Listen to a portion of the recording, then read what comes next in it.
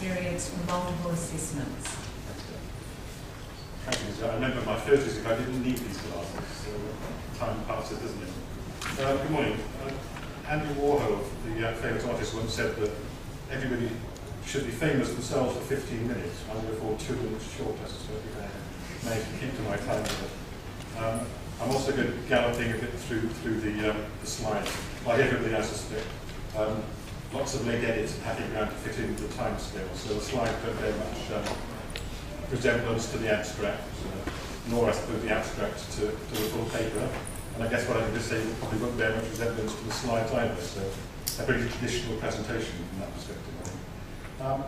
It is worth just saying briefly that my background really has been for a long time in the advice and information world. So I've been working with and for clients who have had lots of relationships with lots of different agencies and lots of different services, rather than being a single kind of service deliverer. So from that perspective, I'm interested in the kind of the one-to-many relationship that people have, but it's a one client and many services rather than the traditional one service and many customers or clients.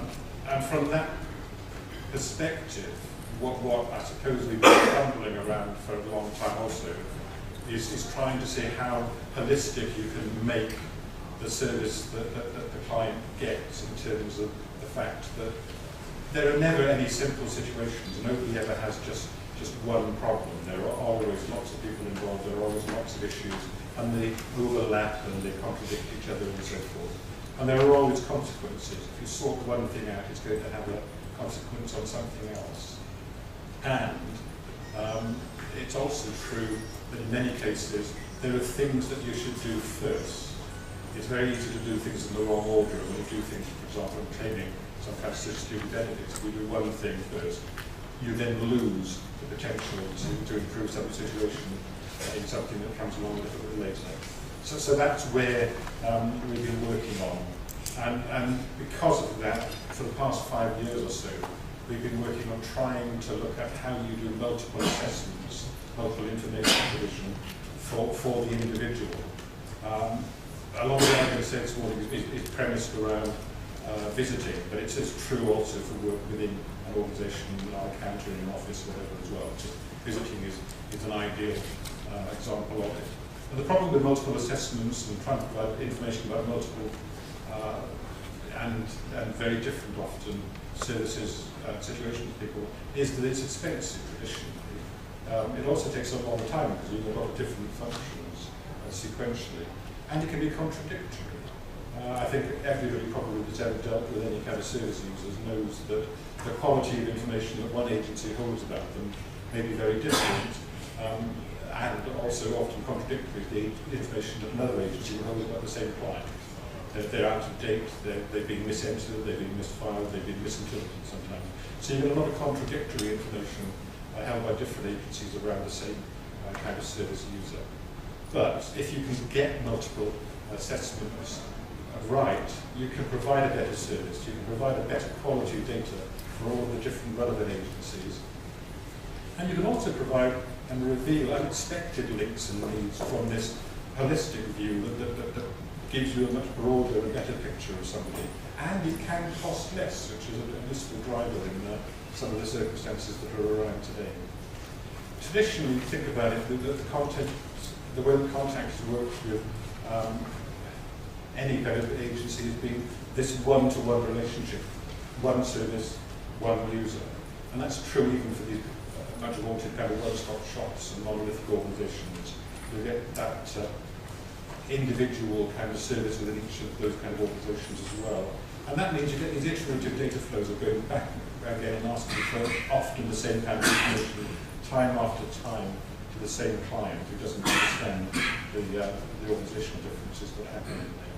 Multiple events, lots of reworking of the data that goes on there, and multiple contacts. And contacts are enormously expensive. Every contact you have with a citizen or a client costs a lot of money to an agency or to a government. And of course, the more those contacts you have, the more the overall cost is going to be around. I mean, if you go back and think about what the situation used to be, traditionally people used to seek out services that they needed. That was the original sort of model. You had a need, you went and tried to find somebody that could help you with them.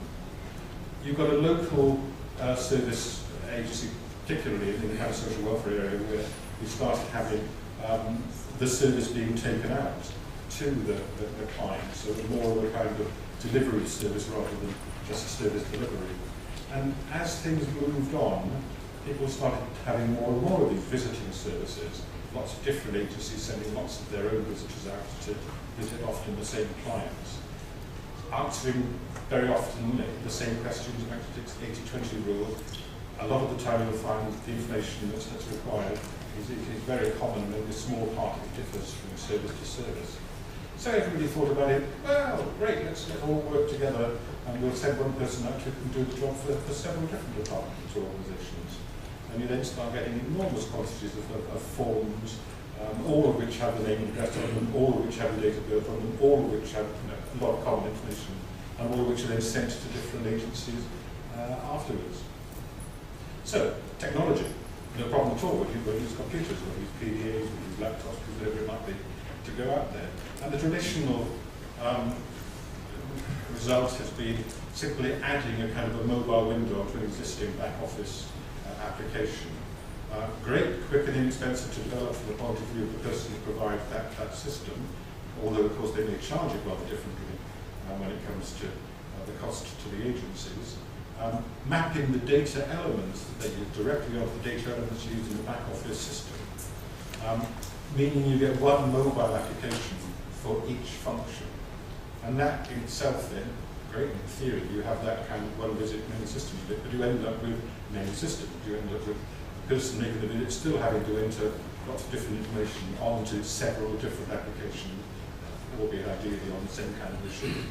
But can you get away from that? And the theory is that you can, yeah. If one system could fit lots of services, you'd have a huge kind of win.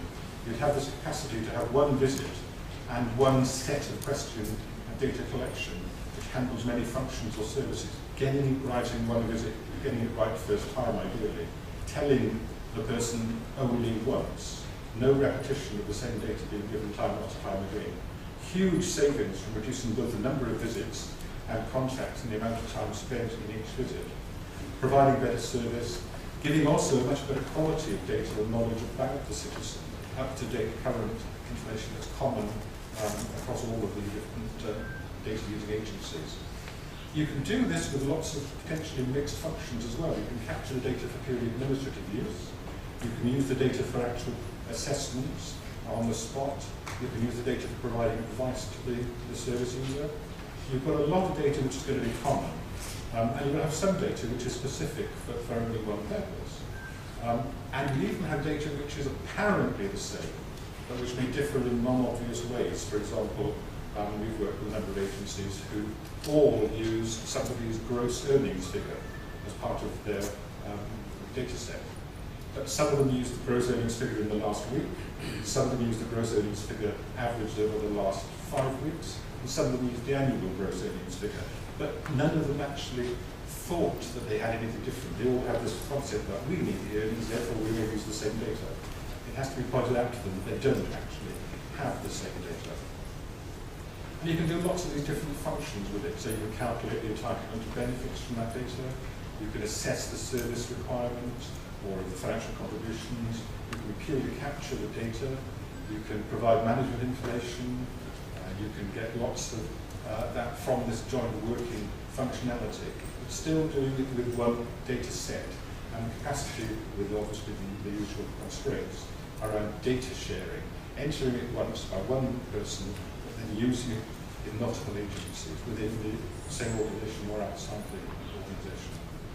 But how do you do it? I mean, there are some things which you absolutely have to have. The first thing is a data structure that is not linked to any application, that is purely representative of the person's situation, agnostic in terms of any application usage. It is a representation of that person. It has to have a flexible content capture. A very granular information set could, if you went down a traditional forms paradigm, become a very lengthy process of capturing information. So you need to have a structure which allows you to push the relevant information into that structure, the structure which in itself is large enough to hold what you need to put into it.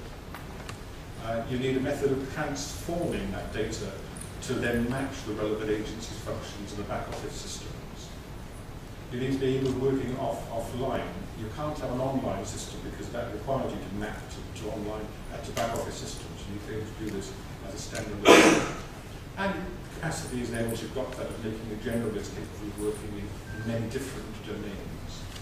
So detail, pushing information in, modular blocks of data, like a Lego set, you can build as many of these as you need together. Lots of techniques for making it quicker and easier and more accurate to put the stuff in to the system. You can have lots of attributes in there if you want to, for management purposes and verification purposes. But the essential bit is representational data. Traditional IT terms, inefficiency perhaps, but functional terms are far the best way there.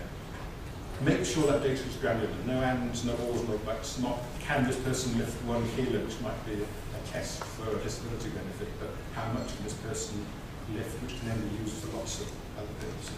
No income from X and Y, but separate them down into individual elements. That structure allows the information to be pushed into it.